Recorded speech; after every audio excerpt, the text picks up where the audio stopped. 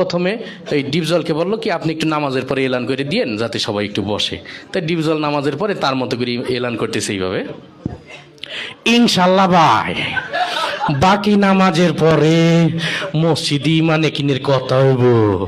ওই মুসল্লি তোরা গলতে ববি, নাইলে কিন্তু সানডে মানডে ক্লোজ করে দিব, কয়া দিবা লাচ্ছি। তো সবাই তো ভয়ে বসে গেছে, সর্বনাশ যেই লোক এলান করছে না বসলি তো খবরই আছে।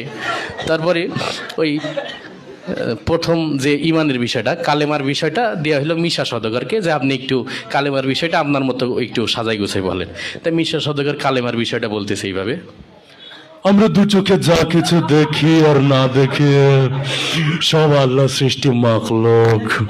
মাখলুক কিছু করতে পারে না আল্লাহর হুকুম ছাড়া, আর আল্লাহ সব কিছু করতে পারে মাখলুক ছাড়া। তাই যাই হোক সে তার মতো করে বলে গেল। তারপরে নামাজের বিষয়টা ডিপজলকে আবার দিল যে আপনি একটু নামাজের বিষয়টা আপনার মতো করে বুঝাই বলেন। তাই ডিপজল নামাজের বয়ানটা করতেছে এইভাবে, এই আল্লাহ রাসূল যেমতে যেমতে নামাজ পড়ছে আর সাহাবীগো শিখাইছে অমতেই নামাজ পড়তে হইব, বোঝো নাই মাসলাডা দুধু খা ওই নৌসাব নামাজ শিখাই দিবি। যাই হোক সে তার মতো করে বললো। তারপরে জিকিরের বিষয়টা দিয়ে হলো কাবিলাকে, যে আপনি একটু আপনার মতো করে কি জিকিরের বিষয়টা একটু বুঝাই বলেন। তাই কাবিলা জিকিরের বয়ান করতেছে এইভাবে, ওর হালতে মাওলা পাকে জিকির তোমার দিলের ভিতরে টাস টাস দিয়ে বাজতে থাকবে।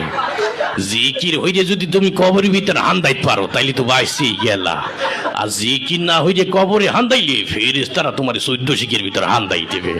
যাই হোক সে তার মতো করে বলে গেল। তারপরে একরামুল মুসলিমিন, মুসলমান পরস্পর হৃদ্যতা ভালোবাসা, এটা দিয়ে হইলো নায়ক ওমর সানিকে। তো ওমর সানি তার মতো করে বুঝাই বলতেছে এইভাবে, একজন মুসলমান আরেকজন মুসলমানের দুঃখ কষ্ট ভাগাভাগি করে দেওয়ার নাম একরামুল মুসলিমিন। চৌধুরী সাহেব আমরা গরিব হতে পারি, আপনার মতো বদদিন নই, আমি গত মাসেও 3 তিল্লা দিয়েছি। যাই হোক সে তার মতো করে বললো।